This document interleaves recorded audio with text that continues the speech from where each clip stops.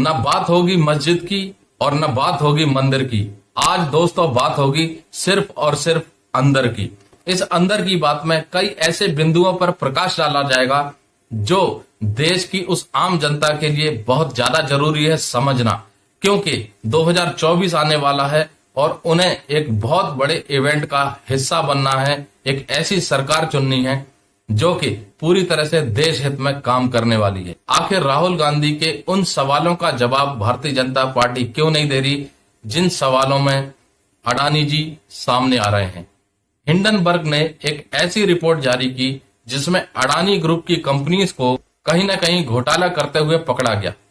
Hindenburg की report कहती है कि अडानी जी ने कई शेल कंपनियां खोली और उन शेल कंपनियों के माध्यम से अडानी जी के पास करोड़ों में रुपया आया, लेकिन वो रुपया किसने भेजा, क्यों भेजा, किसका पैसा है, अभी तक कुछ पता नहीं लग पाया। मतलब जो पैसा अडानी जी के पास आया है उसमें ट्रांसपेरेंसी नहीं है।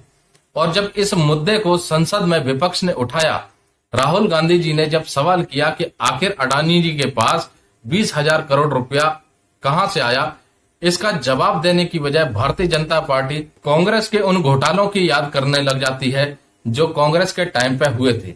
लेकिन जो आपके टाइम पे घोटाले हो रहे हैं, हिंडनबर्ग की रिपोर्ट में चीजें सामने आ रही हैं और विपक्ष के द्वारा जब सवाल किए जा रहे हैं तो आप राहुल गांधी जी के उस सवाल का जवाब क्यों नहीं दे रहे, जिसमें साफ साफ वो प्रश्न कर रहे हैं कि आखिर अडानी जी के पास 20,000 करोड़ रुपया कहां से आया। क्या देश की जनता को ये जानने का हक नहीं है कि कैसे एक व्यक्ति के पास 20,000 करोड़ रुपया आया और वो रुपया कहां से आया, किसने भेजा, उसका कोई अता पता नहीं है। इस मुद्दे को जब राहुल गांधी ने एक खुली मंच पर प्रेस कॉन्फ्रेंस में उछाला, इस पर जवाब देते हुए भारतीय जनता पार्टी के नेता प्रवक्ता ये कहते हैं कि वो एक देश भर में अभियान चलाएंगे कि राहुल गांधी ने ओबीसी का अपमान किया। अब मुद्दा समझने का यह है, क्या वाकई में राहुल गांधी ने ओबीसी का अपमान किया? राहुल गांधी जी ने केवल उन लोगों का अपमान किया जिन लोगों ने घोटाले किए, जैसे कि ललित मोदी, नीरव मोदी इत्यादि। तो सवाल भारतीय जनता पार्टी से अभी भी वही बरकरार है कि आखिर अडानी जी के पास 20,000 करोड़ रुपया कहां से आया, क्या उसके बैंक स्टेटमेंट मौजूद हैं और वो रुपया किसने भेजा, उसकी जांच हुई? आखिर हिंडनबर्ग रिपोर्ट की जांच सरकार क्यों नहीं कर रही?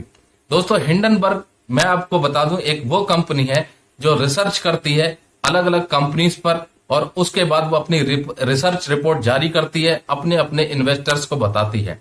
और हिंडनबर्ग की रिपोर्ट पर दुनिया भर के इन्वेस्टर इसलिए भरोसा करते हैं क्योंकि उस रिपोर्ट के आधार पर शेयर मार्केट गिरता है और शेयर मार्केट बढ़ता है। यानी कि हिंडनबर्ग जो रिपोर्ट जारी करती है उसमें बहुत ज्यादा सत्य बात होती है, इसलिए लोग आंख बंद करके उस रिपोर्ट पर भरोसा करते हैं। और जब बाद में जांच होती है उन कंपनियों की तो ये पाया जाता है कि हिंडनबर्ग ने जो रिपोर्ट जारी की वो पूरी तरह से सत्य निकलती है। और इसी बात पर विपक्ष सवाल खड़े कर रही थी कि हिंडनबर्ग रिपोर्ट की सरकार जांच क्यों नहीं कर रही। मुद्दा एक और समझने का है, किसी व्यक्ति ने घोटाला किया, चाहे वो कांग्रेस का हो चाहे वो बीजेपी का हो, जांच होना जरूरी है। और जब सवाल सीधे सीधे सरकार पर किए जा रहे हैं तो सरकार ने अभी तक इन सवालों का जवाब क्यों नहीं दिया? क्यों बीजेपी अडानी जी को प्रोटेक्ट करने का काम कर रही है? क्यों राहुल गांधी के उन तीखे सवालों का जवाब नहीं दे रही है?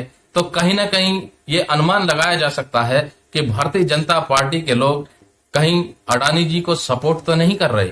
बहुत से सवाल खड़े हो जाते हैं। देश की जनता को जानने का हक है कि आखिर अडानी जी के पास 20,000 करोड़ रुपया कहां से आया, जो सवाल राहुल गांधी जी खुले मंच पर प्रेस कॉन्फ्रेंस में कर रहे हैं। उन्होंने जो मानहानि की थी उसकी सजा उनको मिल गई है, लेकिन अब बारी आपकी है, क्योंकि जो बयान राहुल गांधी जी ने दिए हैं ऐसे बयान कई नेताओं ने, चाहे वो किसी भी पार्टी के हों, उन्होंने खुले मंच पर दिए हैं। तो हम ये अनुमान लगा सकते हैं जो केस राहुल गांधी जी के ऊपर हुआ, कहीं वैसा ही केस भारतीय जनता पार्टी के ऊपर तो नहीं होने वाला। इस राजनीति की उथल पुथल में बहुत कुछ होने वाला है। 2024 आने वाला है, सवाल जवाब चलते रहेंगे, आरोप प्रत्यारोप लगते रहेंगे। और इस अंदर की बात में अंत में सिर्फ यही एक बात समझ में आती है कि राहुल गांधी जी के द्वारा यह सवाल करना कि अडानी जी 20,000 करोड़ रुपया कहां से लाए, इस पर भारतीय जनता पार्टी का कोई जवाब न आना एक करप्शन को दर्शाता है। दोस्तों, मिलते हैं ऐसी ही किसी नई जानकारी के साथ। जय हिंद, जय भारत।